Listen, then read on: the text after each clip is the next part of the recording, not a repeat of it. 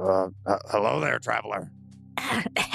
Hello, dear travelers, yes. Watch out, this might be a troll. Ha! You thought that you could get away from El Chico and his banditos, senors? Well, I said no. Attack!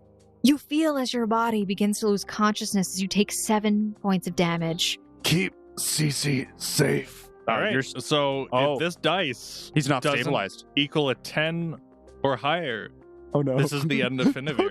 Jesus, no! Jaden! First roll is 11. 11! He's alive!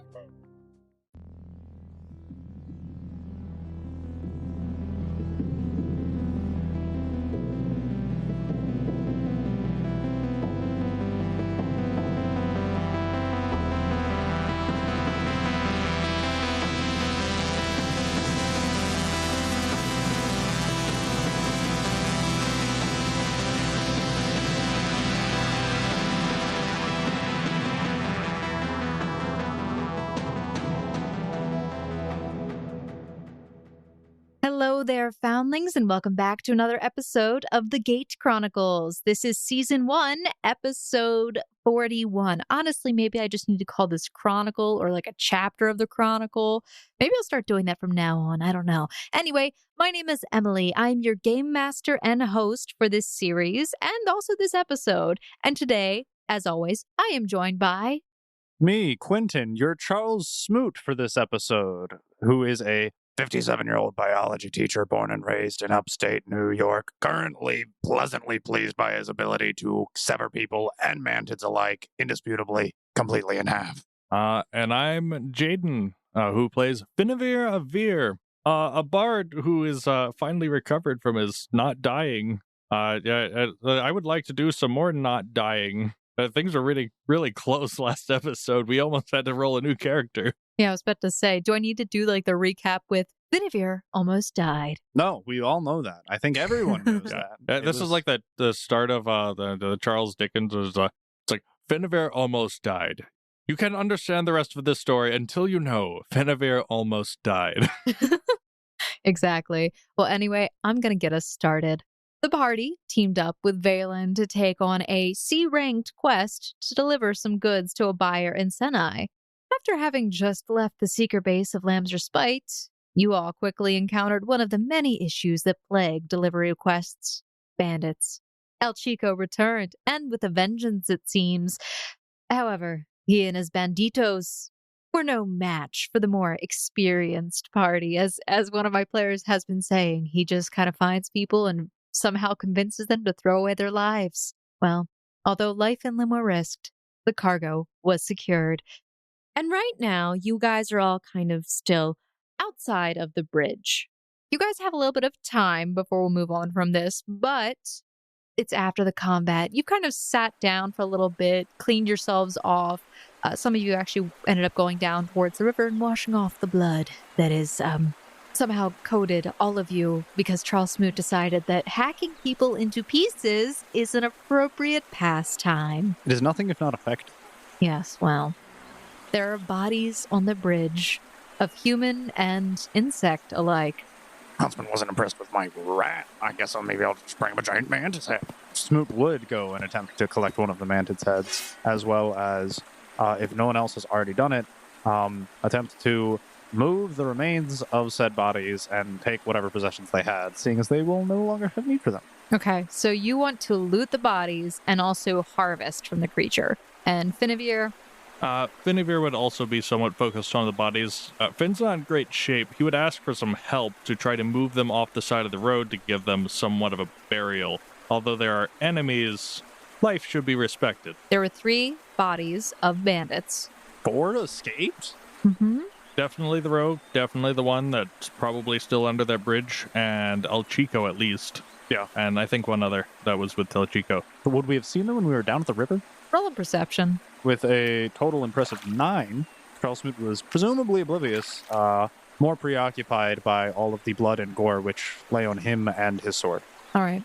Yeah, absolutely. You don't see this. You don't see anything.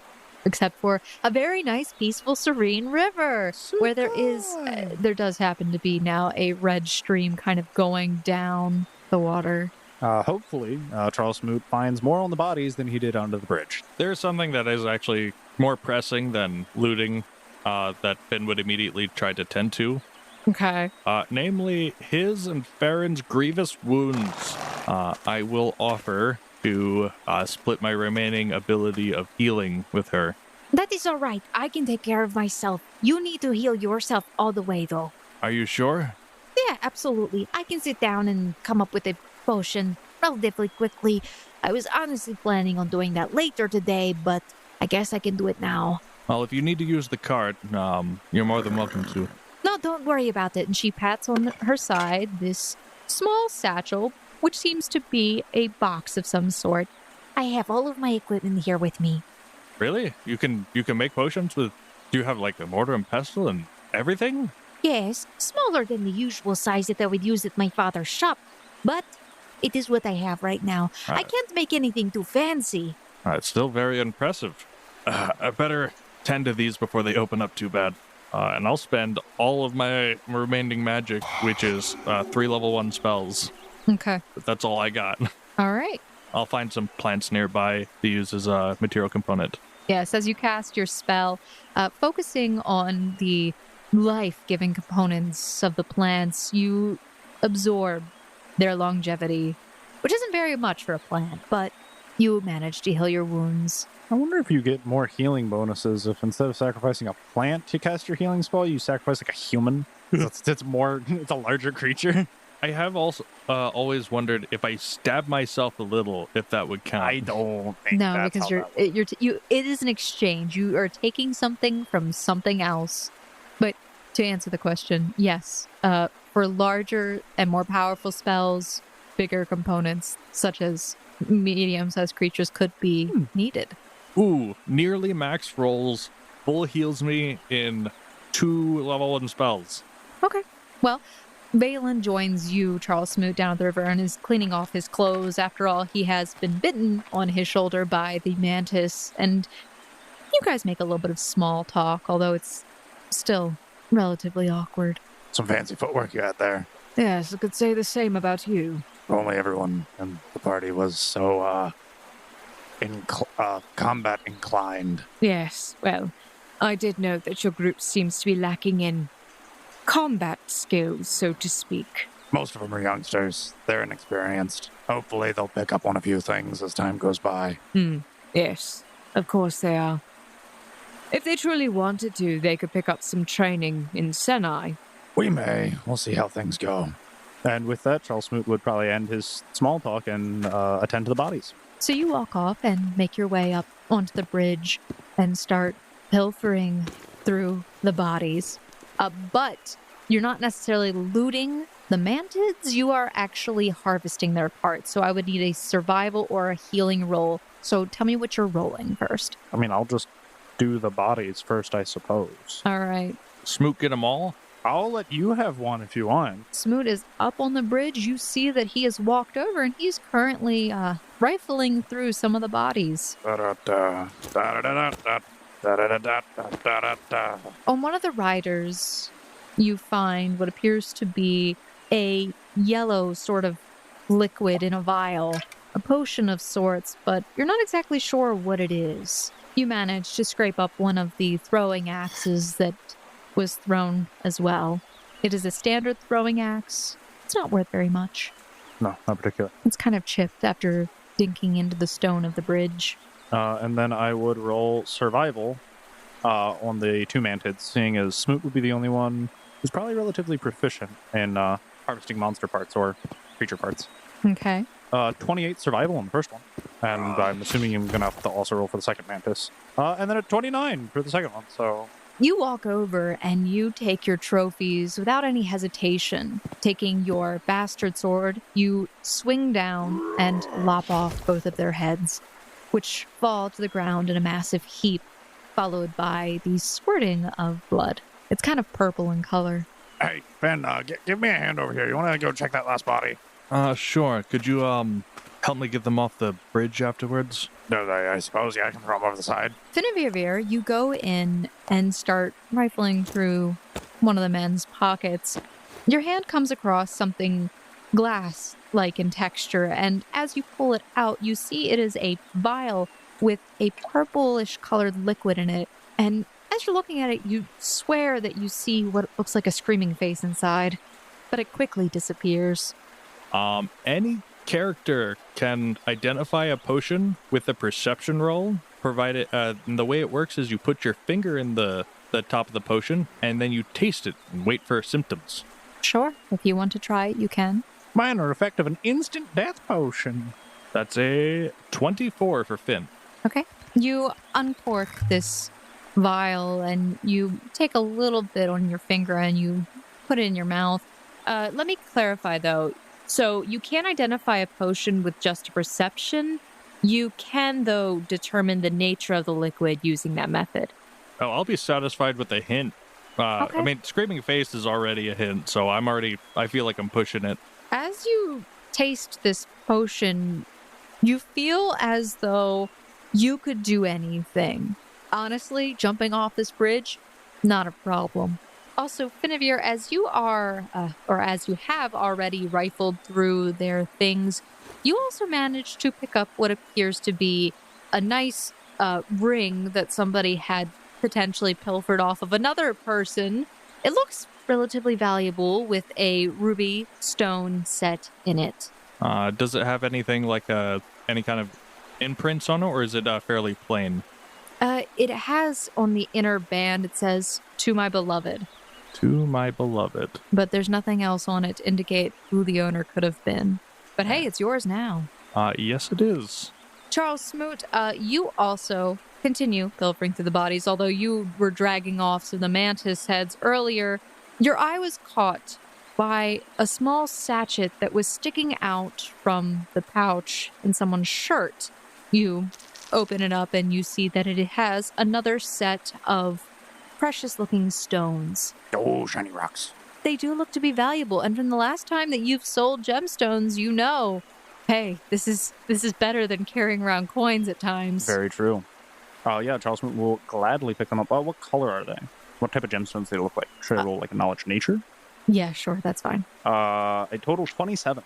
Well, looking at the stones, you see that there's some quartz in there alongside an amethyst and what appears to be a ruby and several other stones, which are probably less valuable than those two stones mentioned, besides the quartz, which is a very common stone. Cool. Yay. Shiny rocks. Shiny rocks. Is it, can I roll appraise on the ring? Try to figure out what it's roughly valued at? Sure. You can roll an appraise. So 26.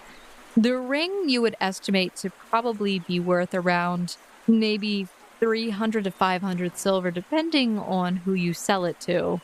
All right.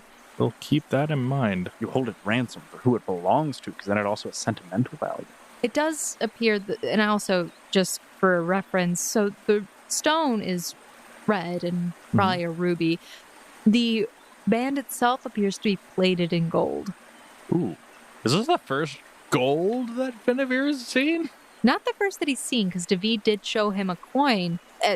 Was it? Yeah, Yes, no. That's was it. right. David, Yeah. David showed you a coin. And you Previously. were enamored by Charles Smoot's solid gold watch as well. That's why you're reacting like that, you brat. Plate. What a cheapskate. I see. But this is Finavir's first golden item. Correct. Yeah, that is Finavir's first real gold. I might not want to sell this. It's my beloved now. My beloved. Precious. Oh, you're right. I should have said my precious. To my precious. Precious. Wait, can we scrap we that? can we have the power. Do you want it to be my precious? To my precious. Oh, gosh. The power in your hand. It could be pretty meme. Okay, yeah. So I'll change it. It actually on the inside says my precious. It looks like the 2-part was faded away, though. There could definitely be a 2 there, but it's faded. Oh, I look at it and say, precious. Very quietly. I pocket the ring. And with Isabel? Sure. I'll put it in her pocket. Ooh, did you just propose Oh, to the doll? Who knows? Do dolls even have emotions? That's a good question. All right. This one can get very upset. Has Finavir just been hallucinating this whole time? Maybe, but I'm going to treat that hallucination like a queen until I know that she's not going to hurt me. Fair enough. That's amazing. This entire time, you've just been talking to a doll. It hasn't actually done anything to you. Yeah, like all the spooky stuff was just the ghost from before. And like some smudged something when it came out of the toad. As you guys are pilfering through the bodies, you just hear Vaeolin sort of yell over to you, "What are you doing? Getting free stuff. Have you no respect for the dead? When they were living, they didn't even respect us. Oh, You see as Vaelin's face sets into a scowl and Baron sighs behind him. don't mind him. Just keep doing what you're doing. What? No. Let the dead lie. At least show them some respect. Oh, I mean, Of course. I didn't burn their bodies or anything. Well, who would even do such a thing? Well, I intended to give them a burial. I point at Finavir. Perhaps we come from different cultures. We also have a respect for the dead, but perhaps it's a bit different. He raises an eyebrow at you. Bodies are intended to lay to rest, and especially if it were a friend or something like that, keeping an item of someone who has died is a way of keeping them alive. Or if you didn't know them, I mean, also, they're not going to be using this anymore, so it might as well be mine. And I walk off with my stuff. You hear as John sort of laughs at your response to him. Regardless of either of our ideals or cultures, the body shouldn't be left here, and they should be buried. Disease is a terrible thing, especially in public areas. You know what vultures do, right, Finavir? Smoot says from afar. Well, if you wanted to drag them, like, far enough away. I wouldn't mind burying the bodies. It'd probably be a good idea. But Mr. Smoot is right. If we just sort of leave it to nature, but that's also really bad. I don't know anymore. Do we have a shovel or a way to dig? Because I remember that was an issue the other night. Do they have a shovel? They don't have a They shovel. don't have a shovel. An axe isn't a shovel. Well, you would think if their employer cared, maybe he'd come back for their dead bodies. I like the way you think, Charles. But I doubt that coward's coming back here anytime soon. Like I said, if he cared. Smoot would walk up to Farron and hand her the yellow potion and politely ask, Seeing as I'm down with my party members, would you have any idea what this does? She looks at the vial, and then she reaches her hand out as if to take it from you. I will gladly allow her to examine it. Okay. Honestly, as common as these things are, I might have to start brushing up on my biology and everything and see how useful that is in this time and place with these type of scenarios. I don't want to be responsible for the spread of disease. You mentioned it, but I'm really starting to think these guys are getting a funeral by pyre. So she lifts the potion up and seems to tilt it and look at it in the light. You can see that the color of it stays the same, but it does seem to have a sort of translucent appearance to it. She opens the vial and then she seems to waft some of the odor towards her. From what I can tell, this seems to be a potion that can enhance your dexterity or acrobatic abilities. It might be quite useful in the place we're going to. Have you ever been to Senai? I haven't been many places. I just blink at her as she blinks at me.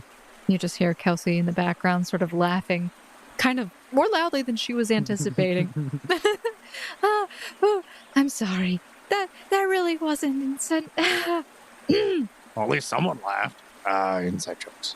I would motion to take the potion back from Farron. You can tell that a lot of the other people in the party are somewhat confused by your statement. She'll hand you back your potion, though. To be fair, Finavir hasn't been in a lot of places either.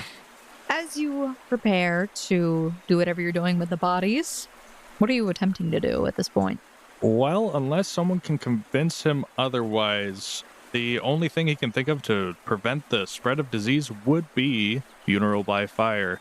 So taking it considerably off the road, as the awful smell will definitely hit those who come by, trying to keep it a safe place from trees and doing whatever, safe preparations would be needed. Pile up some wood and use a tinder twig and cast ignite. So you attempt to start taking the bodies off the road and start suspiciously piling branches and twigs. It is at that point that Vaeolin says, "What are you doing?"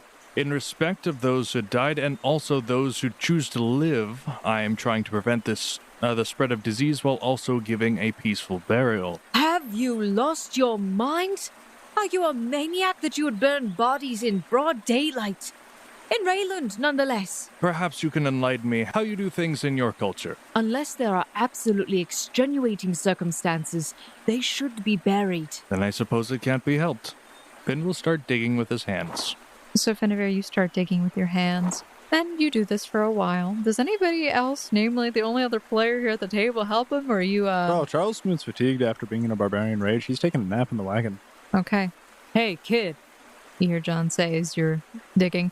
Do you look up from what you're doing?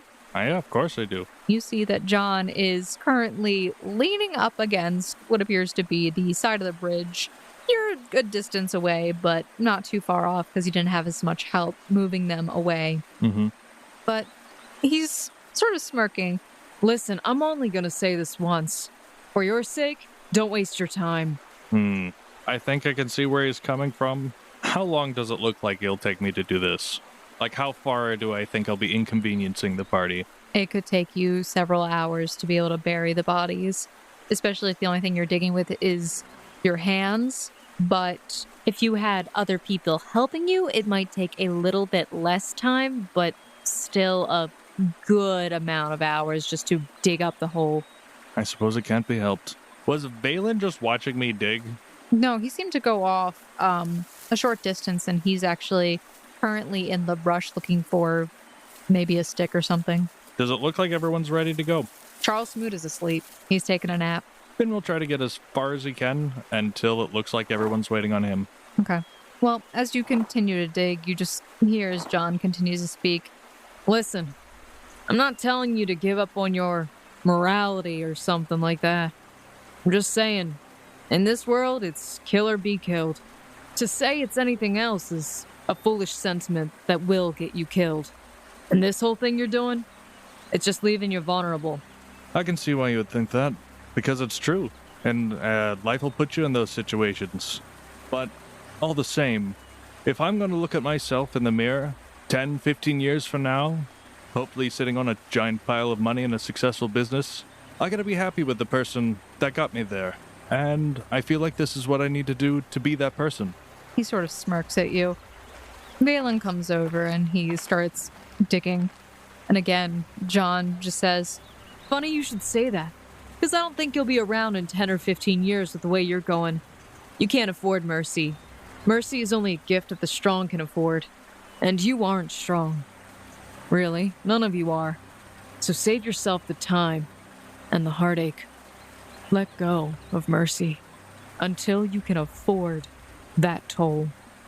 He pushes himself off from the stone wall and begins to walk away, although you do catch a brief glance between John and Vaeolin, who is scowling at him heavily.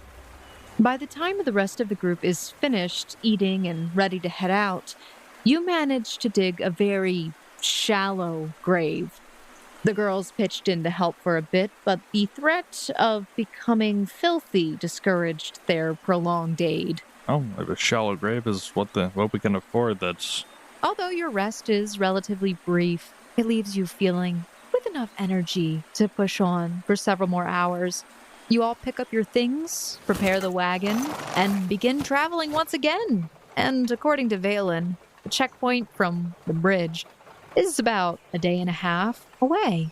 Your party travels for a few more hours before settling down for the evening.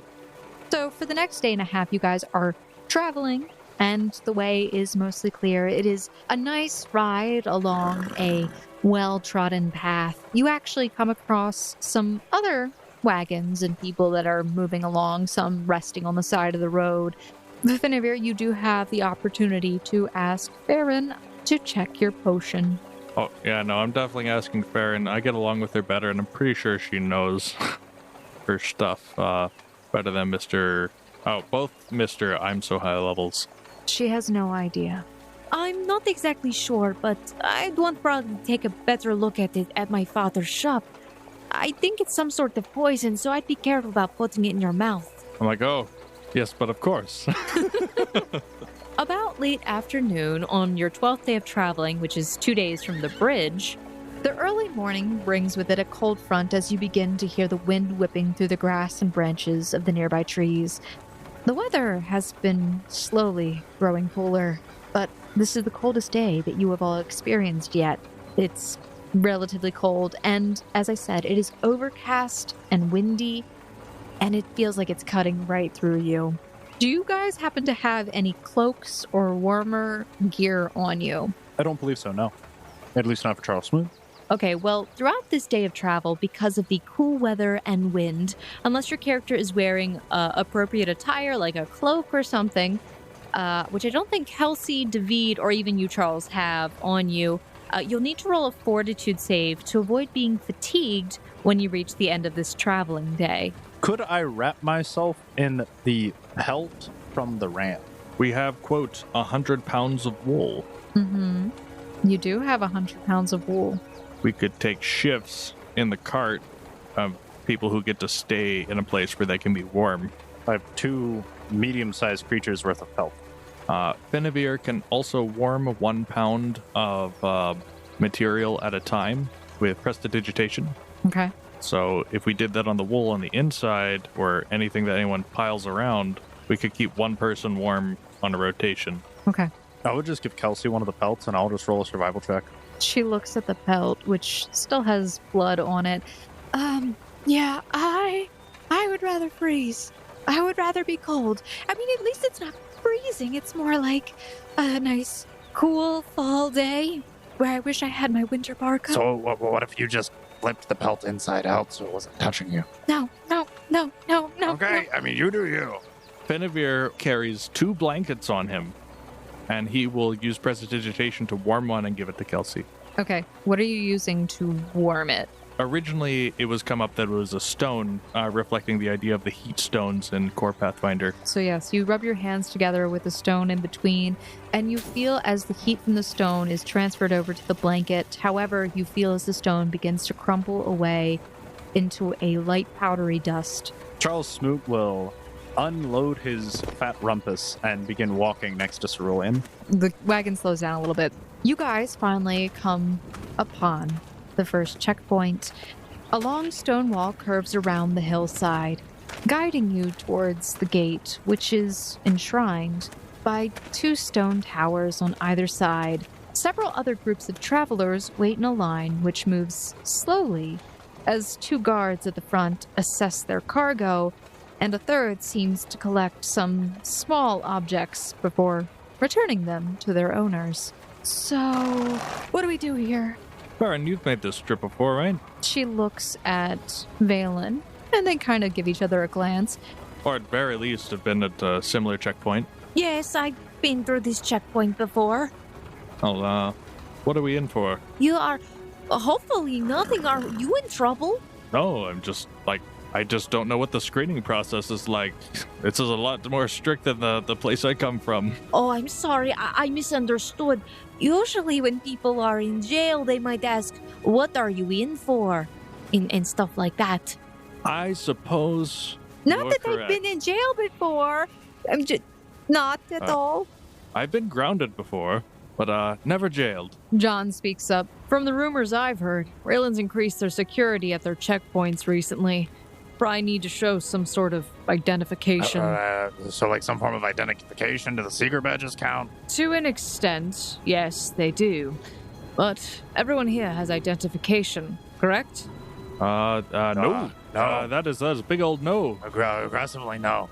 We have one large, friendly, rotund individual who, Hey, I am Fluffy. You are very fluffy. Let's see if you and your fluffy body and personality can turn that paperclip into a passport then. What, you wanted me to dance for them? I just saw. I could, honestly. Either that or be detained by Border Patrol. Wait, I thought you were Merchant Finavir. I know this is a relatively new precedent, but still, I'm surprised you have no identification. What do you mean? We didn't need any. Taba's a quite isolated town. We barely get any form of correspondence from outside authorities. Ashby was also very small, and we went to Senai, and Senai didn't question who we were. Vaeolin looks quizzically at you as you mention Taba. What are you talking about? Taba is a part of Raylund. Jaden doesn't know what Finavir knows, so he's doing his best. I got you. It's been a while since you've been home, Finavir. You remember something about this alliance with Raylund. You sort of heard it in passing in one of the towns you traveled through, but it was done through a marriage contract. While I was still living there?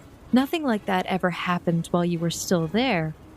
But you recall a somewhat sorrowful moment days before you left, where Eilis, your first love, lamented that she was arranged to be married, and that she did not want this for herself, especially not after Farmlands' death. But being the chief's daughter, this was somehow inevitable, and it seems the marriage must have gone through and united Taba with Raylund. I see. Well, Raylund may have acquired Taba shortly after I left. Eilis's marriage wasn't until after I couldn't bear to be there. You ran away. So that's really why you went with a Molly. It was the perfect timing, you know? Oh my gosh. Eilis. Yes, I think that is the girl's name. Do you know her? Oh, yes. We grew up together.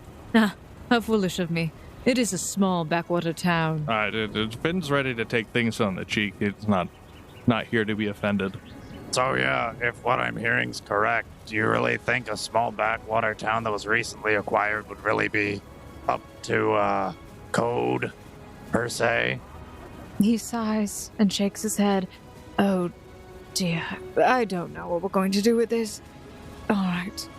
We have a few options here. Firstly, we hide from the government. He Smooth. just blinks. While that was one of his thoughts, he wasn't going to say that out loud. This was one of Smoot's first thoughts. Mr. Smoot, you're way too excited about that. That smile on your face, you might want to... If looks could kill. Well, what do you propose, Mr. Politically Correct? Well, of course, there's always the option of just leaving your friend behind. He's an integral member of the party.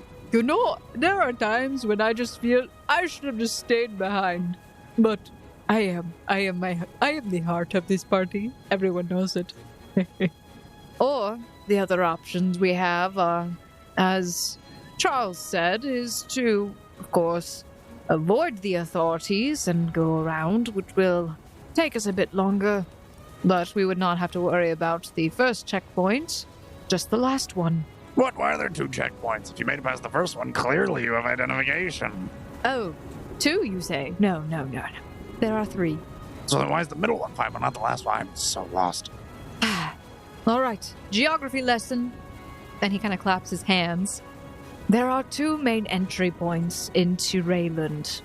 And if any of you had ever been educated at all, you would understand that at every entry point you should have a checkpoint to safeguard your kingdom. But why am I even saying this to you? Of course, you wouldn't have anything like that in your individualized areas. Of course, Raylund is ahead of its time. He sort of smirks at that, though, at the end, thinking about it. I agree. It's not wrong.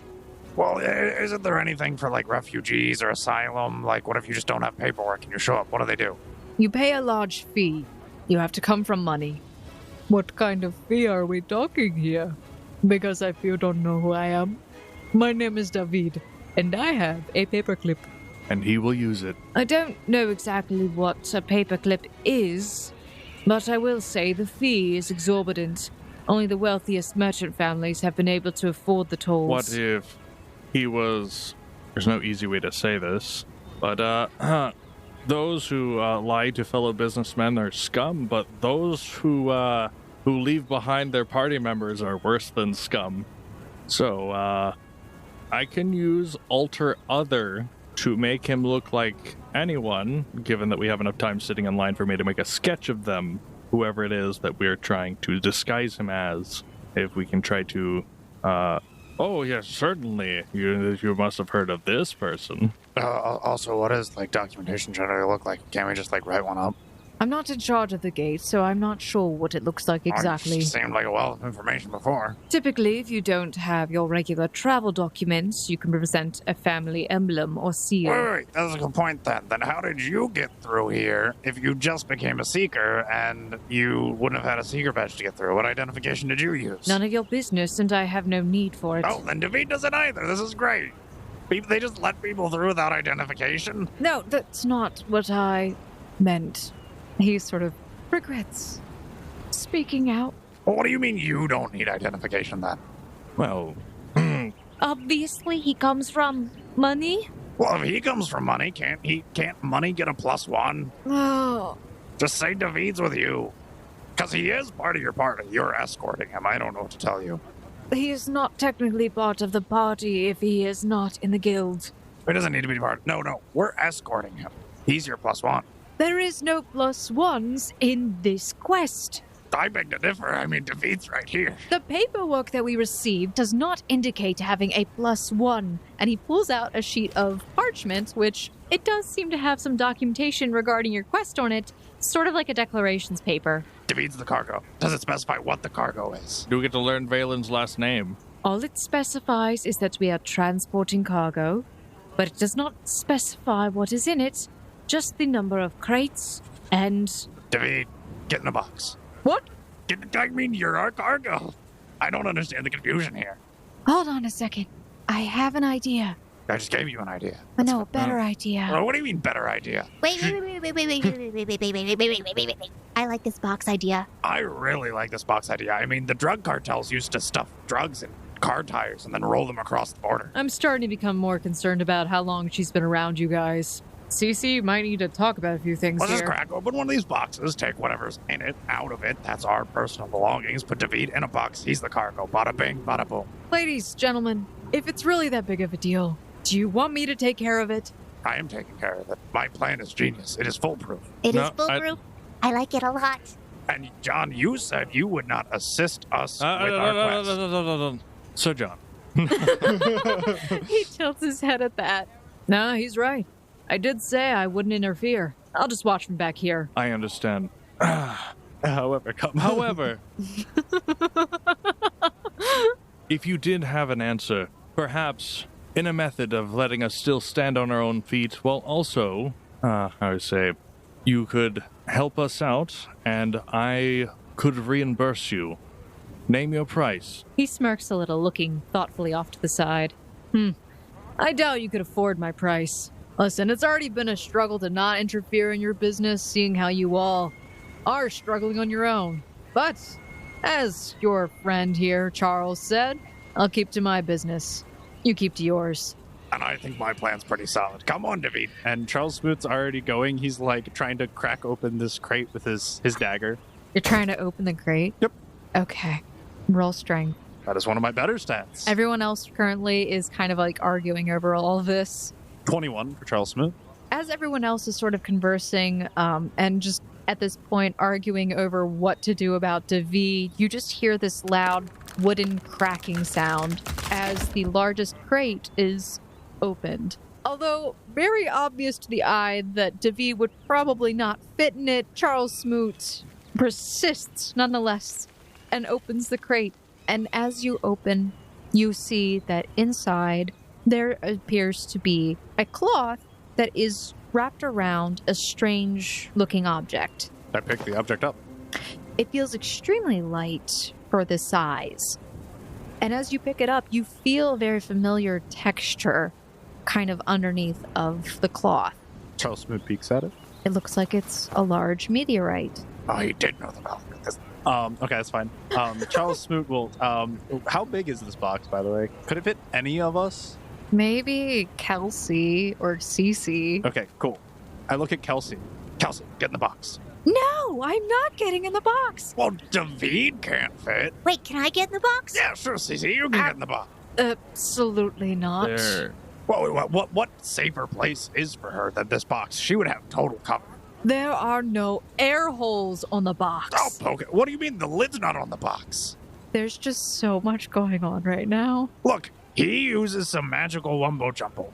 makes David look like Cece. Cece's in the box. If they ever observe what's inside the box, we just say, oh, identical twins. This is Brunhilde, this is Cece. This is a foolproof plan. We need to get through that checkpoint, and I am not wasting any more time. If I honestly, at this point, I would say leaving him behind would be the best option. Well, what is he gonna do? Just sit on the road and starve to death? No, God. What kind of advanced kingdom is this Rayland place that they don't have laws for, like sanctuary states for like refugees and stuff? Well, I hate to be the bearer of worse news, but I won't leave anyone behind. And as such, as the owner of this cart, you'll have to make the decision on whether or not to carry on this mission without us, without the cart, or with David. All right. I'll go in the box if it is this much of an issue for everyone to make a decision. But Cece already volunteered. She sounded excited. And I'm unvolunteering her. That's not happening. Well, then we haven't a moment to waste. We'll both need to be in a place where you can be still and I can observe you. I start cracking up my paper and my artisanal tools. Okay. Why do you need to cast Alter Person on anyone? Oh, you're saying that if he just wears...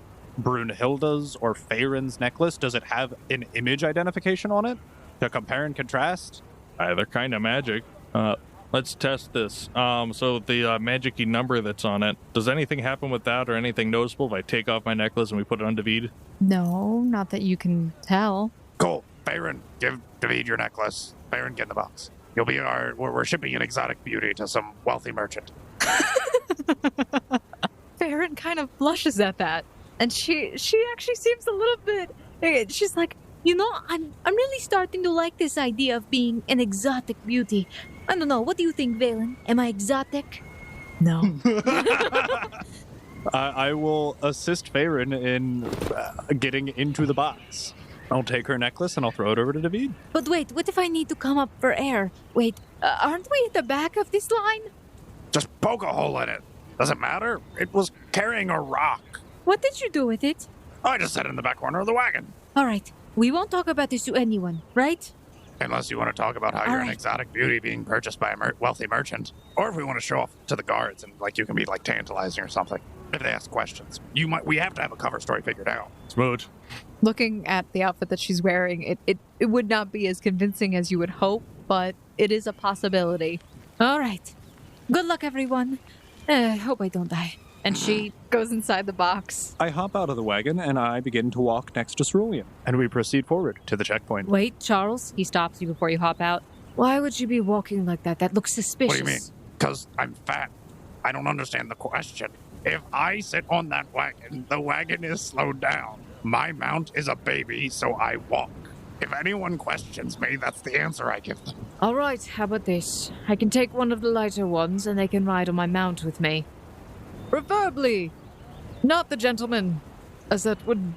I'd rather not tarnish my reputation. I'll gesture to Kelsey if she wants to. I guess I can.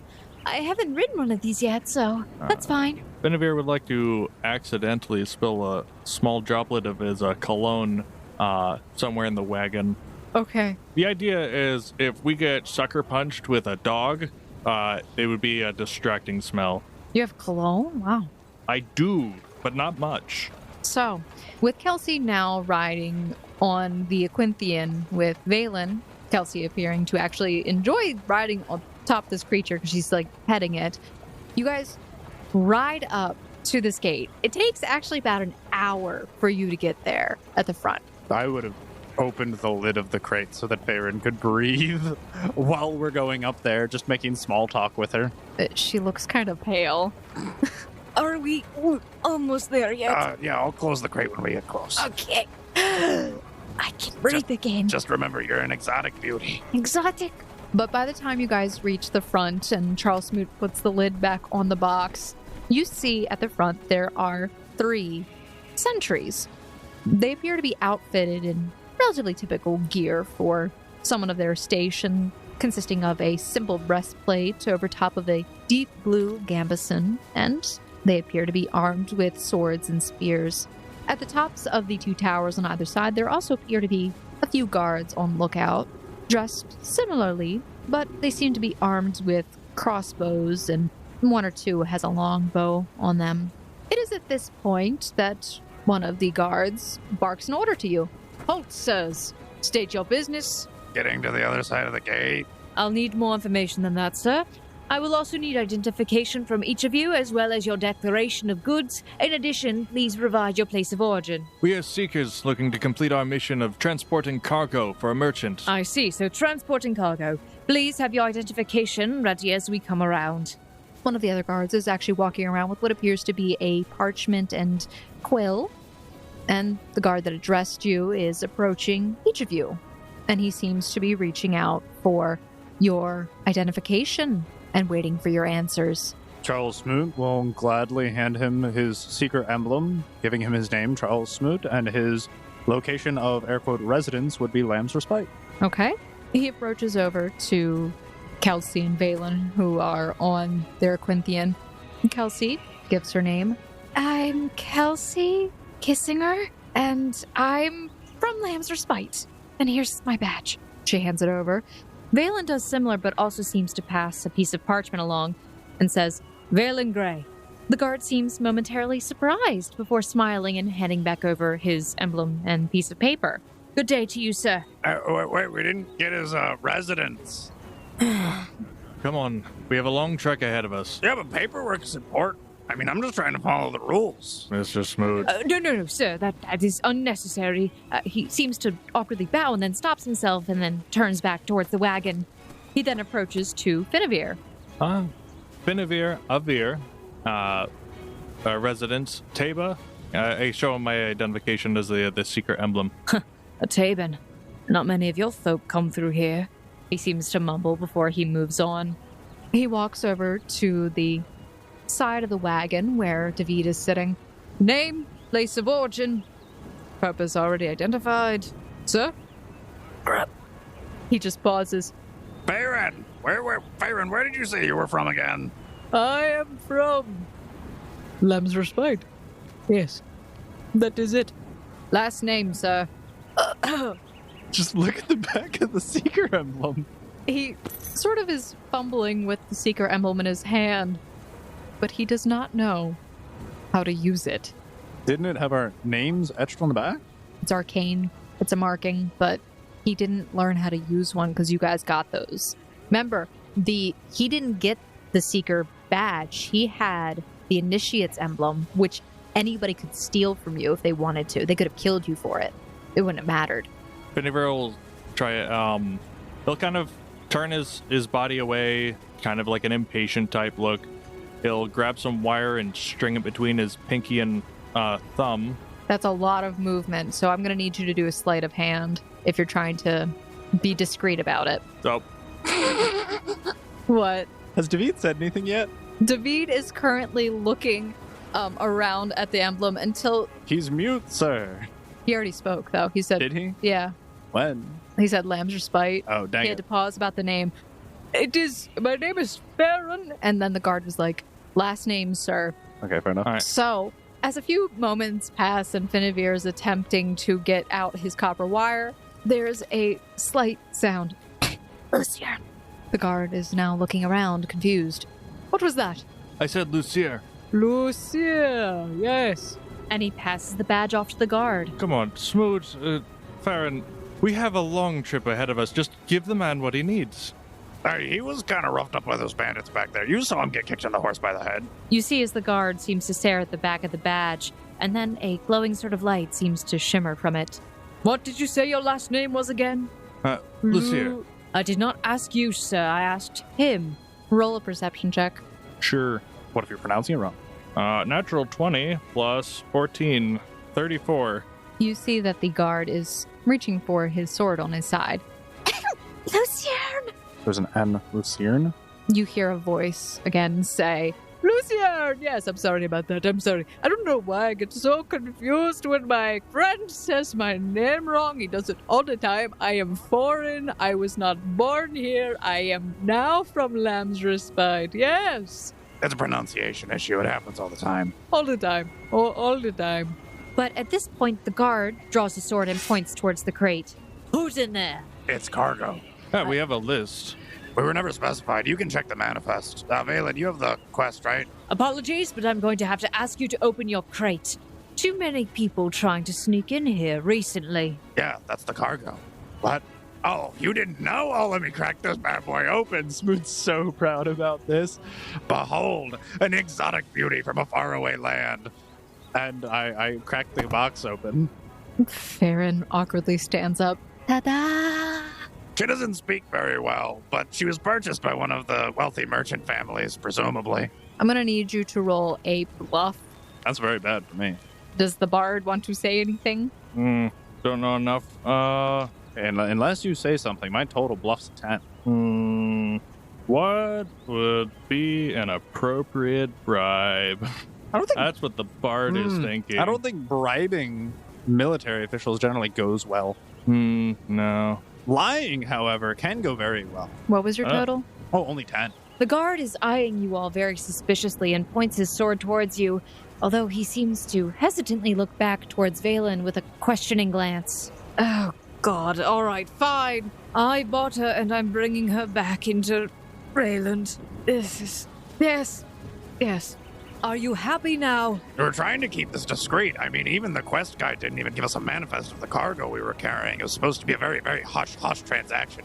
House Grey's probably not going to be very happy about this.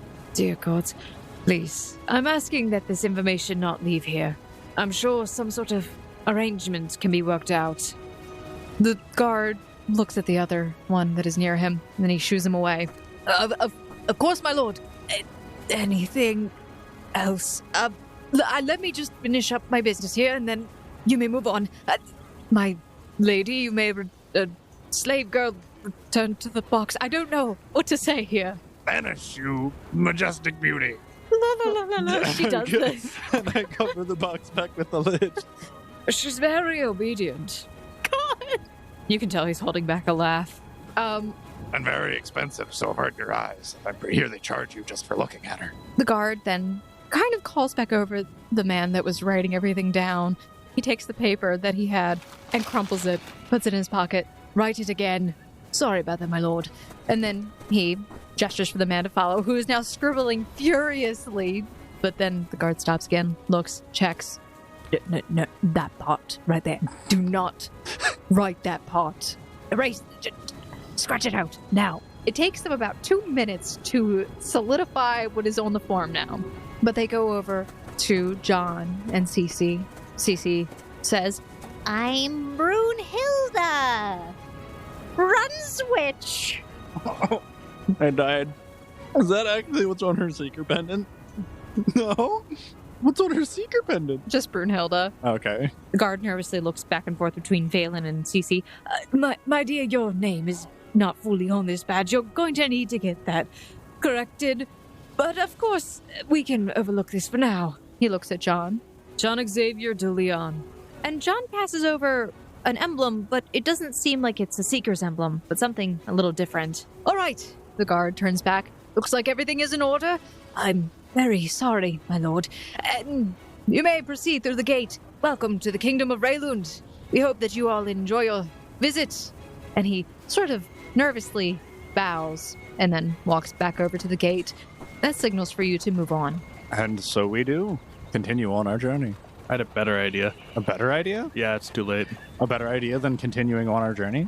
No, there's nothing better than continuing on our journey. You guys ride through the gate and you are back on the road. Although after a short distance, you just hear a loud crashing sound as the top of the wooden crate comes off and Farron stands up. Oh my God, it was getting so difficult to breathe. Oh, you were a magnificent exotic beauty. You were so convincing. Really? Oh, thank you so much. I've never been told that I'm an exotic beauty, right, Vaeolin? Oh, whoa, watch your tongue. That's Lord Vaeolin to you. We are in the presence of royalty. Charles, I would appreciate if you would please keep it down. Oh, Mr. Hotshot over here. I didn't know he was Mr. Fancy, well-off endowed hotshot from a far-off kingdom. No wonder he was so uppity about how awesome and mighty and powerful Raylund was. I told you, Vaeolin, you're not very good at hiding it. Especially when you go to military checkpoints. Well, keep your voices down until we get away from the crowds. If your goal is to bring the attention of more bandits and ruffians, then keep on doing what you're doing, Charles. Otherwise, shut it. We can talk about this later. Sure, the more the merrier. We got some pretty nice stuff. Finavir, of everything Smoot said, this is where he gets the elbow. Behave just for a moment. Honestly, Finavir, when you do that, you're the one that gets hurt. I know. It's the thought that counts. Well, you guys ride on for a bit more, and it comes to about evening when you settle down and camp once again. However, Random encounter. in the middle of the night, it starts to pour down rain on top of you, but you are all getting pretty wet, except for anybody who brought a tent with them. Aren't there benches on the carriage? There are. However, trying to get cover from the deluge under these narrow seats leads to half of your body becoming soaked while the other half is dripped upon from the spaces between the boards. It appears that John has his own relatively large tent, though, set up off on the side. Vaeolin also has his own. The two hotshots over here got their tents. You know, maybe I should have stayed back in Lamb's Respite. It might have been warmer. Oh, definitely would have been warmer. It would have been so much better. Would have been more cushy, would have been less inconvenient, but it wouldn't be furthering our goal. We still need to go to sleep. It is raining all over my parade. There are 2 tents right over there. You're more than welcome to go and invite yourself into one, I'm sure. All right, rock, paper, scissors. For what? Whoever gets the losing bet. You can go. I'll stay. Someone's got to watch the cart anyways. That is true. All right, I will take my chances with John. And he goes and he literally dive bombs into the tent. You hear a slight scream. Ah! There's a large man in here. Oh, it's Mr. David. Hello, it's nice to have you in here. Kelsey, there's probably enough room in there. Go have... is Kelsey even here? Looks around. Kelsey's already having a pajama party with Cece. Yeah, no, Kelsey. As soon as there was an instance of rain, Yeah, no, she dipped so quick. she dipped so fast. It's not like it's like she didn't even get wet.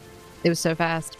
So now there's a slumber party going on in John's tent, but Finavir and Smooth staying outside. Someone's got to Smoot. watch the camp. are outside without cloaks in cold rain. With no hesitation, Smoot would just don the ram's pelts. Okay. Then he'll take one of his blankets and try to hold that over his head and sit on his bedroll. Okay. Your blanket gets soaked pretty quickly. Yeah. Pelts are water resistant normally, aren't they? It still gets wet, but because so. you have the literal skin of the creature, you're staying a bit drier for a little while. But because this rainwater is just coming down so heavy, you guys are getting soaked. Benavir, if you wanted to, you could probably head into Vaelin's camp. You sent him a peace offering that one time with that bottle of wine. I'm sure he wouldn't mind. I think we've maxed out our imposing limit here. I mean, 5's a crowd, but I mean, at least it's not wet, so you could try crashing with the rest of the band. You hear as some mud kind of sloshes around as if somebody's coming out towards you guys. Because the rain is so thick and heavy, it's actually kind of difficult to see, especially because the fire's already gone out and there's no light in the sky. But you hear a voice. Mr. Finavir?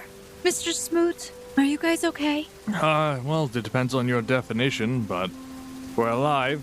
Yeah, you guys are gonna catch your death out here. Taking any and all suggestions. Just come inside of John's tent. He said that's fine. Oh, then John is a generous man indeed. Yeah, he's actually a very nice guy. Once you get to know him.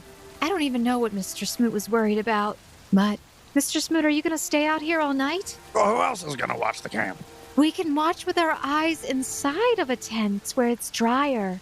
Yeah, but then you're opening the curtain and the blind, and then like people are going to get cold and complain, and like there's no way that 6 people fit in that tent, and I am not getting kicked in my sleep by Cece or Davida camp. Then, I don't know, go into Vaelin's tent. All right, how about this? Mr. Finavir, why don't you go in John's tent really quick? I'll take care of some things out here. What do you mean Okay. take care of things? I'll head into John's tent.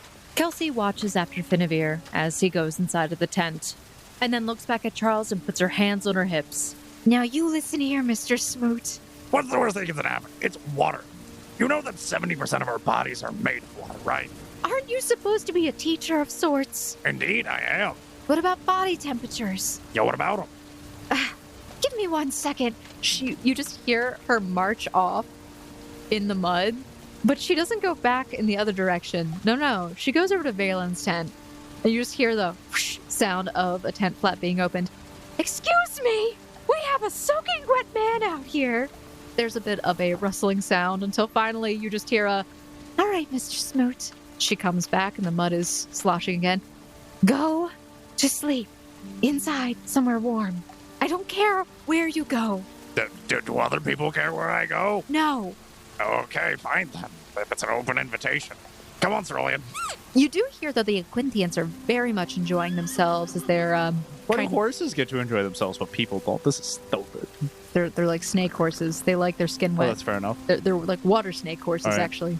Me and Cerulean make our way over to Vaelin's tent. You so much more Vaeolin. So you go over to the tent, and you hear as Kelsey is marching back off in the other direction. Mhm. Okay. I enter Vaelin's tent with Cerulean. So you go over into Vaelin's tent Mhm. with your elk. Mhm. You kind of hear as the flaps of the tent are being moved very much by the size of this creature. It's only a medium creature. You still have to bend down a little bit to get inside, and he's like struggling to do this. But as soon as you get him inside, you just hear, "What are you doing?" Kelsey said that we were invited in and that we needed to stay somewhere warm. We meant.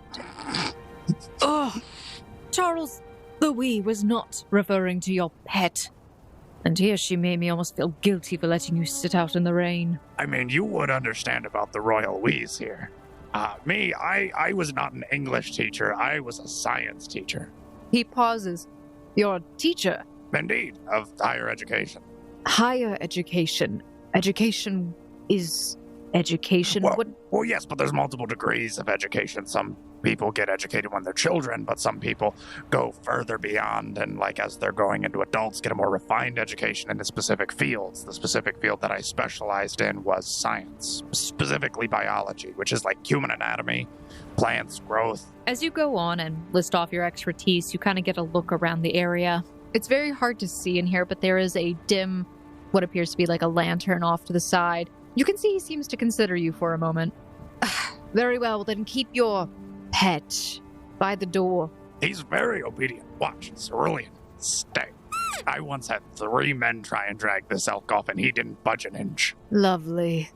Well, you can take a sleep over there. And he gestures to the side where you see Farron is on a small bedroll of her own, and there's a dry spot nearby her. Vaeolin is on the other side of the tent, however. Smoot would unfurl his bedroll and go ahead and lay down. Okay. Your bedroll splats on the ground, soaking wet, and you go to sleep. Indeed. Uncomfortably, but you're able to do so. Could have just slept in the wagon. There's a lot of squelching sounds as you sleep. Meanwhile, in the tent of John, there's a lot of snoring, kicking, and dream talking going on. But that evening passes, and the next day comes, and you continue on your journey, although, Charles Smoot, you feel a little bit more under the weather than you normally would. You should have just used the blanket, Charles. What? No, I mean, I didn't know if I'd have to pay for that. That blanket could be worth 10,000 gold if it's from a royal family. Not everything I have is worth that much. I mean, could have surprised me. I mean, here I'm just squandering around with my little pet deer, just trying to make ends meet. So you guys are having this little gripe off as you continue to ride along. It's a little bit warmer today. The sky is nice and clear. It's a little breezy, though. By the time it reaches afternoon, as your wagon moves along the well-trodden path, the mud sloshing beneath the hooves of your Aquinthians and your cart, all of a sudden, you hear a loud screeching sound of an animal, which reaches your ears, followed by what sounds like the whooping of several deep voices off several hundred yards ahead. Is it in our way of our path, or is it kind of off to the side? It's within earshot, but you don't see anything too obvious where you are. The only thing that you could do right now is make a perception check. I would love to do that. Thank you. 17 for Charles Smoot's perception. 28 for Finavir. Okay. As you guys are continuing to ride, this noise grows louder. You actually see what appears to be figures running through a field And as they do, you begin to see as the grasses in some of the hills are moving until finally, reaching through this tall grass, a medium-sized boar with porcupine-like bristles on its back emerges and shoots out across the road. You can see blood dripping from its hind leg as a spear juts out from it. It comes to a screeching halt in the dirt, and it sees that your wagon is coming towards it. You hear the whooping sound, and you see the figures still running, but they're coming towards you, supposedly chasing after this creature. It appears to be pawing at the ground, as if preparing to charge at your wagon now. Benavir, stop the cart. I see it. Smoot will begin reaching for his bastard sword as he is going to jump off the wagon. Similar, Vaeolin actually slides off the back of the Equinthian, and Theron pulls on the reins and stops it. And you two kind of go in front of the wagon. Finavir will jump down with, I need you to do a handle animal for me really quick. Okay. To stop the wagon with the horses. It shouldn't be too difficult, but still. 12. You stop the cart, and I'll say, David, take the reins. What is with all of you jumping off of things? We might be attacked. Why would you go out there? You're the one that almost died. Benavir, stay back. What are you doing? If anything, just grab your crossbow. I'll have a crossbow in one hand, a buckler in the other, and both of them hiding behind Mr. Smoot. you get off the wagon on the same side that Charles got off then. Yeah. Yes. Okay, so you're right behind Charles, ready to shoot him in the back. Yep. Yeah, if need be. If need be. If need be. If he goes wild and berserk. All right. I mean, we also know that sleep is very effective. All right. I'm going to have you roll initiative. Sure. Are we considered to be in mountainous terrain? This is considered hills, which is also considered, I believe, part of mountainous terrain. So total 13 for Charles Smith. 16 for Finavir. Finn, you're actually first up. The bard would like to start a bardic performance of Inspire Courage. Finavir, that is your standard action. I think I'll just end there. Vaeolin, drawing his rapier, looks at Charles. All right, then. Cut it off at the legs. You're looking at me? I cut it off at the head. If you can get past the spines, then be my guest. He runs forward. The boar, seeing this, actually is able to jump and sidestep. Charles Smoot, it is your turn. Very, very simple but effective. Barbarian Gogur. Brandish the bastard sword. Charge. Rage is a free action. Right about at the same time that Vaeolin is charging, you charge as well. 15 to hit. Oh, wait. 17 to hit. Taking your bastard sword, you fly into a barbarian rage, screaming at the top of your lungs, almost out matching the sound of the whooping men that are coming towards your group now. You swing up with your bastard sword and then bring it down, cleaving into this creature. Please roll damage. 6 damage for Charles Smoot.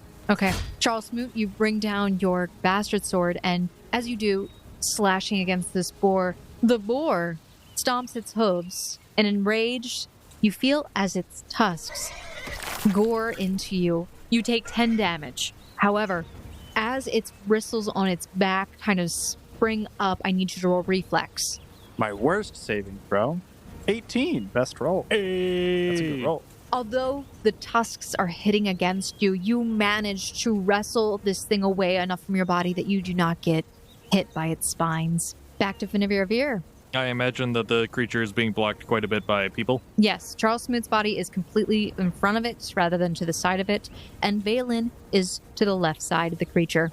Okay, in that case, I'll take a quick break from my bardic performance, which should linger for 3 total rounds. Okay. So I will instead use a standard action to use my Encourage trait for Mr. Smoot. So I'll just give him a good old hype up. Go get him, Mr. Smoot! Which should give him a +1 to his next D20 roll, whatever it may be. That is your standard. Do you take a move? I do not. I wish to be in between this thing and the cart. Okay. You kind of hear Farron mumble to herself. If we have to get in there, hopefully this is quick. As she says this, you see as Vaeolin takes his rapier and he attempts to drive it down into the boar's side, but the bristles kind of spring up and keep him from reaching with his own rapier. They're almost a little metallic in strength. Very dangerous. Very deadly. Once again, Charles Smoot. Charles Smoot, also very dangerous, very deadly, goes and attempts to cleave down on this boar. hopefully rolling better. Rolling a 16, which is significantly better. That hits Oh. on the roll. That roll hits. Okay, yeah. 9 damage. Again, Charles Smoot, swinging in an overhead arc, you bring down your bastard sword. You feel as it cleaves into a good chunk of its flesh, but this boar is resilient. You hear as your metal sword hits against its spines, and once again you hear this kind of metallic ring out from the contact, but the boar attempts to gore at you again. Come at me, beastie. Yeah, Charles, as the boar attempts to gore you, you see that it loses its footing and slips somewhat in the mud. I'm going to give you an attack of opportunity against it. Oh, yeah, we hit total 23. Okay. With It hits. 10 more damage with Charles Smoot's Bastard Sword. You cleave directly through the center of this creature, ignoring the resistance of its body and even the metallic spines. And as you do so, you see as the top part of the torso just falls to the ground in front of you, while the bottom half kind of flies to the side and hits against the nearby hill, splattering Vaeolin in blood. He brushes his sleeve. Well, there goes this outfit. I missed the head a little bit. Sorry about that. I would say that is not a clean cut, however. And here comes the hunting party now. What do you mean? This is our kill. Finders keepers. Charles, don't be like this. That spear is their mark.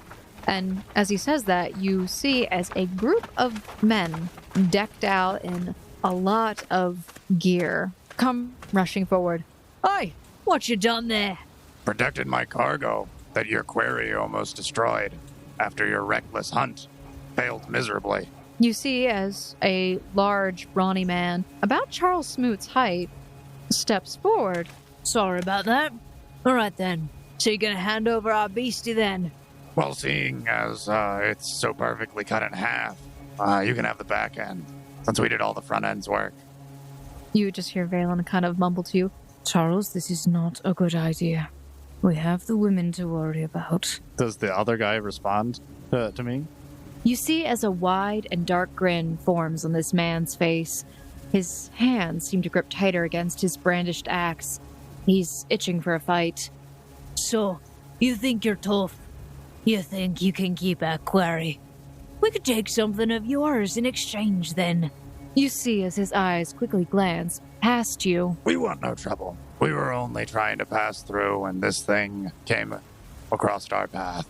We'll be on our way then. He seems slightly disappointed, but he does lower his axe. All right then. Men, take it. You see as the other hunters run over, and they actually pull out large swaths of cloth, which they throw over the boar, and then use it to wrap up the pieces of the body and begin dragging it. They're being very careful to avoid touching the spines, and they go on their way, trudging back up the side of the hill, dragging the corpse with them. Vaeolin sighs heavily in relief and resheaths his rapier. That was a wise decision. We don't need to get into a fight right now. Vaeolin starts making his way back towards the Quinthian and the wagon. Charles Smoot would hop back onto the wagon. All right, let's keep moving then. We should come upon Eastern Hill in about a day. And you guys continue onward. As we have nothing but time on our hands, and presumably switch shifts every once in a while for someone else to steer, Finn would offer to any of the combat party members to maintenance their weapons, including Smoot himself, extending, of course, to Vaeolin and Farron, but I don't know that they'll accept. Last time it didn't go so well. Vaeolin scoffs. Why would I let someone like you touch my blade? This is a fine piece of weaponry. I wouldn't trust anyone with it but the finest blacksmiths. Well, I don't see any of them around, but your property is your property. I was just offering. So I'll clean and whetstone anyone who offers, and I'll see if there's anything I can do about my chainmail. What do you mean about your chainmail? My chainmail got a small puncture in it when I got stabbed, and unless there are missing pieces, hopefully I can mend that.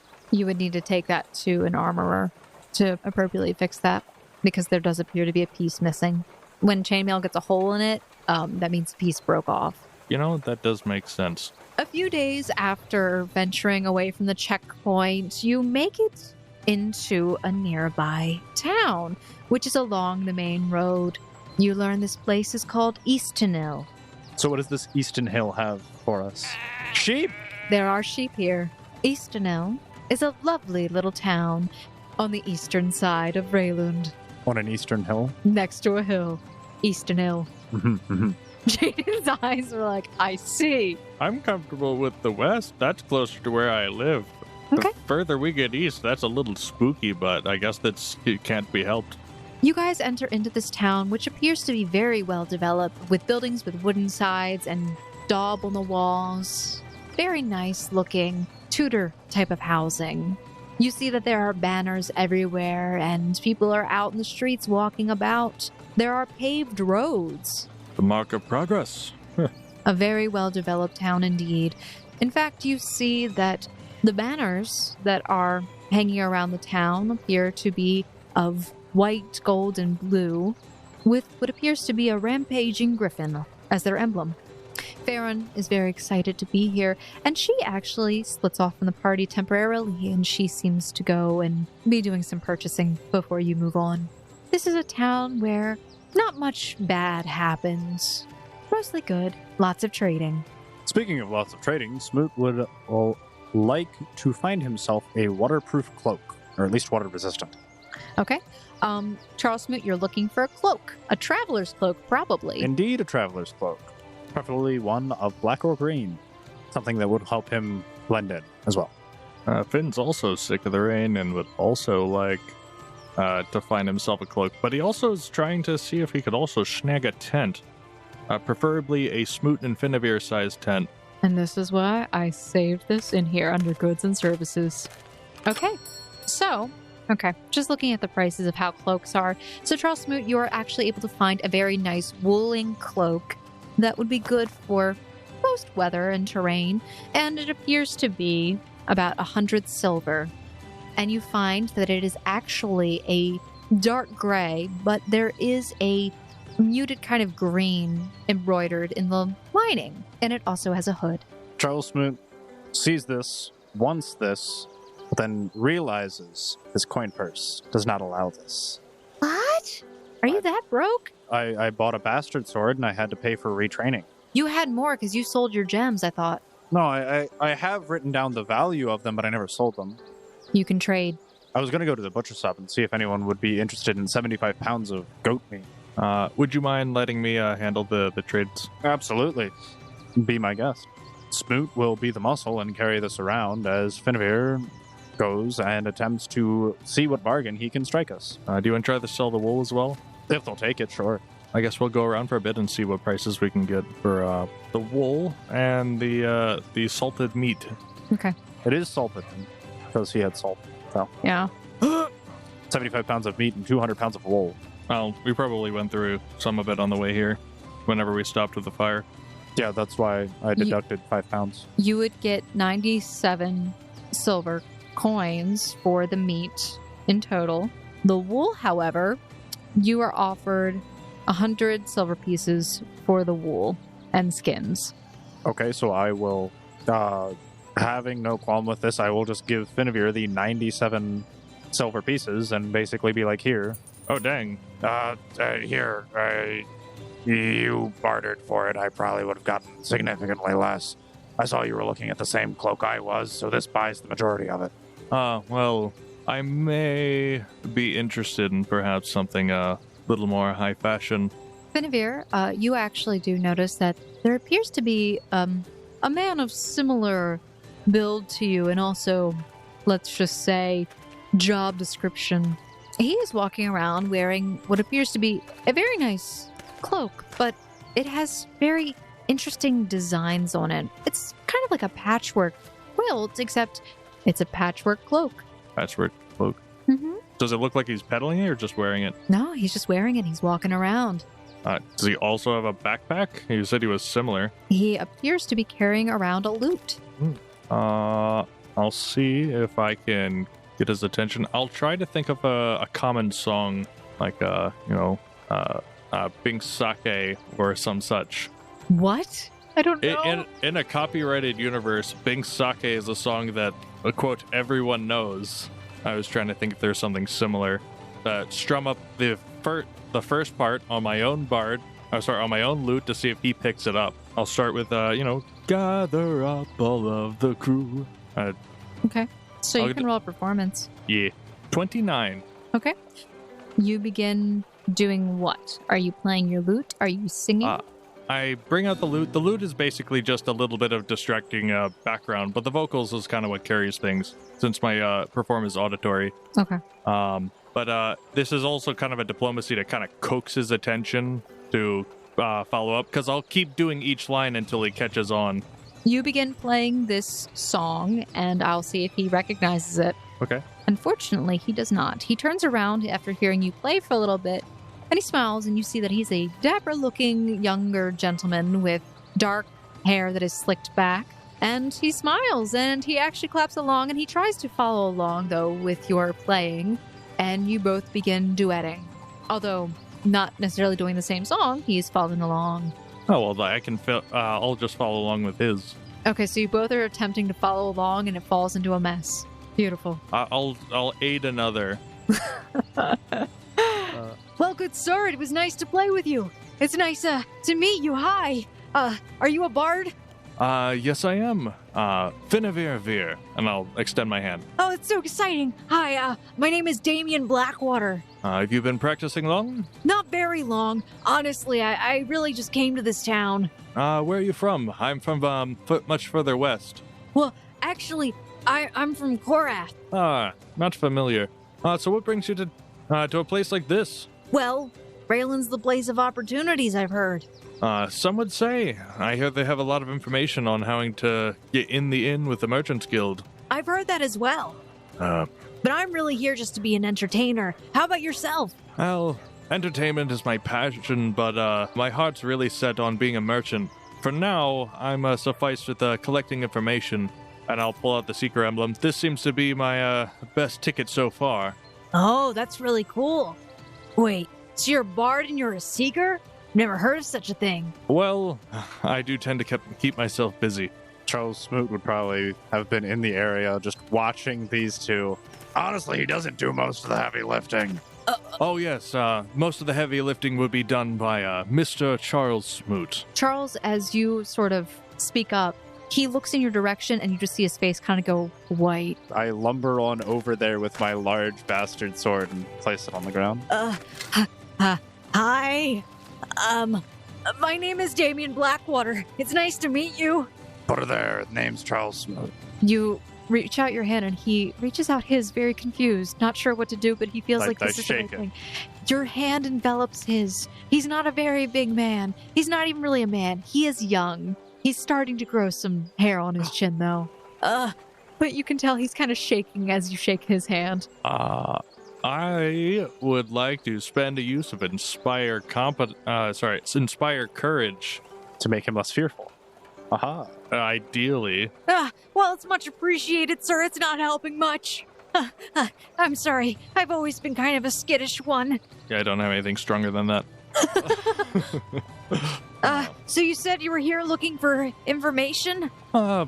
Generally useful information. We're looking for purchase some useful goods. Anything helps. All right.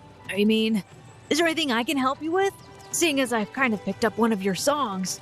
Well, if there's anything unique about this place, a particular craft or, I guess, goods, every place is known for something, right? I'm always in the market for... I'm sorry, what was your question? It was like a long thought, and I lost it. It's a long thought. Sometimes I have a hard time gathering myself together. Me too. I was just thinking that every place in the world kind of has their own niche. They're the thing that makes them special.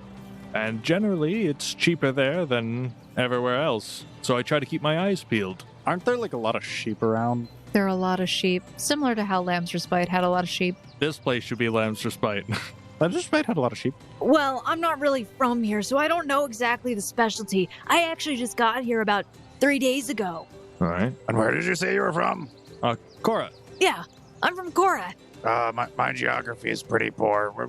Which direction's that in? Oh, no worries. It's on the western part of the continent, a little further south of here. We're actually, well, it is, and I'm not there anymore, but it's a sort of a city on its own, but it doesn't really have a lot of access from other people unless you're going by sea, and I can't stand traveling by the sea. Oh, but since you're seekers, I guess the easiest way to explain if you've never been there is it's near Otter's Holt. Oh, so you're like really south. I guess? Honestly, I'm not very good at maps. You'd probably have to find somebody who does that. Fair enough. Who did you come with? Nobody. You made it here, all on your own. I'm surprised. I know Finavir wouldn't last 2 days out in the wild. Well, I mean, I did come here by myself, but I had some help from my family. I see, I would say. I would be quite impressed. I would not have made it this far if it was not for the aid of those I held close. And as you say that, you hear a voice. That's right, Mr. Finavir. Definitely would not have made it this far without a certain somebody. Oh, yes. This is Kelsey, the head on our shoulders that we sorely lack. I wasn't going for me, but that also works. I was talking about a Molly. I thought she was talking about me. So, I mean, unfortunately, there's not much I can help you with, but if there's anything you want to know, maybe you could ask around town. All right, well, in that case, it was very nice meeting you. It was nice to meet you, too. It's all right. I was going to say Damien at the end of the sentence, but it's not a big deal. Oh, okay. And all we'll say our goodbyes and try to get our merchanting done. You didn't even ask him about the cloak? Wait, is he... Oh, no, the patchwork cloak? I don't know what to say. It's really cool. Why didn't you say that? By the way, I'm a big fan of your cloak. Oh, thanks. I kind of put it together myself. Maybe you should be a merchant. It's a fantastic brand. Wait, are you saying you haven't done it yourself? I heard this is something bards do all the time. It is? This is my storytelling cloak. And he spins around and you see he kind of like throws it off of his shoulders and he shows you. This is the story from when I was coming from Korath and how I came across a large sea beast. And that's why I will never travel in the ocean again. It gives me inspiration for writing my songs. I see. Fascinating. I was like nerd out for a second, just start studying each square and try to make wild guesses as to what each might be. Okay. I see. This must be a bear? Or No, that's a platypus. a platypus. Yeah, they're ferocious creatures, humongous in size. My goodness. I've dealt with frogs before, multiple times. Yeah, I've heard at Otter's Holt they can actually tame them. Then they must be more terrifying than the frogs. Yeah, they have 3 eyes, and honestly, anything with more than 2 is creepy to me. I'm on board with that. Charles Smoot's just kind of sitting back, observing, waiting for Finavir and this conversation to be over. Well, how about take this with you? If you're so inclined, I'll tear a sheet from my purple fabric from Ashby. Okay. And it'll be at least a little bit wider than any of the squares that he has, or any of his patches. And it'll be the whole length down. Oh, well, thank you. I don't know what I would make with this, but that's really exciting. Oh, maybe I could talk about an amazing bard that I met once. And so he starts pulling out what appears to be a small notebook and journaling in it. You would do me a great service to spread my name, Finavir Vir. It's a bit of a, you could say, a side quest of mine to spread that name as far as possible. I see. And is there anything great that you've accomplished, Finavir? Just so I can spread the word. If not, I can make something up, I guess. But honestly, honesty is best. I would agree. Tall tales will get you caught eventually. And a good standing of morals. Yeah. Give me the good and dirty stuff I need. The good and dirty. Well, we did defeat a massive frog and saved a town, a small village from a repeated eating of people. No, last I checked, you survived getting eaten whole by that frog. Oh, that reminds me. And we also fought off a ganon of Surgis leeches. I actually have a song about that one. All right. Perfect. I've got everything I need. Honestly, if I go on for too much longer, I won't be able to come up with a good song. I like the idea of you being swallowed by the frog, and then you slayed the frog. Well, no, he didn't kill it. I did. He was kind of unconscious in the belly of the frog. Oh, okay. Let me change a few things here. Could I hand him a sketch of something I would have? You got a sketch on you? Sure. Yes. It would be a sketch of the Avir crest. I think it's an amarilla, I think. Okay, it's a flower. Well, it's a really long story, but It goes along with my name. All right. Well, make sure you get to tell your own story, but I'll be telling the story about a man named Avir who slayed a frog. That sounds fantastic. You do me a great honor. Or was swallowed by a frog and died a horrible death. I have to see what the audience feels. Do as you must. Anyway, it's definitely really nice to meet you. I hope we run into each other again, Mr. Avir. And maybe next time we do, I'll be a famous bard. And perhaps I'll have a better story to tell you than that. All right. I'll see you again someday, maybe. That's if I don't die first. Same. Let's hope we meet again, Mr. Damien Blackwater. It's Mr. Blackwater. Thank you. Oh, Mr. Blackwater. Thank you. I'm kidding. No, he wouldn't say that, but yeah. So he goes off and he starts singing, and he seems to be practicing a tune about an Avir who was swallowed by a frog. And I think that is where we're going to end off today's episode of the Gate Chronicles. Thank you, Foundling, for listening. We really do appreciate you tuning in each week. Thank you, thank you, thank you. And please make sure if you guys are enjoying listening to this podcast, this series, this episode, to leave us a rating and a review in whatever podcast listening app that you're on. And also consider leaving us a rating and review on each episode on Podchaser, because that's the IMDb of podcasts. It's not a sponsor of us, but we think it's pretty cool. So yeah, go to Podchaser and you can actually find us and other podcasts that you listen to there. We want to give a big thank you and shout out to Michael Gelfi, Will Savino with Music D20, and Monumental Studios for letting us use their ambiance and music in today's episode. Please consider checking them out, guys, and supporting their content. And as always, if you want to support the podcast in other ways, please tell other people about us and share these episodes and be like, hey, this is really cool. This is great. Yeah. I like how I sound so enthusiastic. I am. I'm just really tired at the end of this.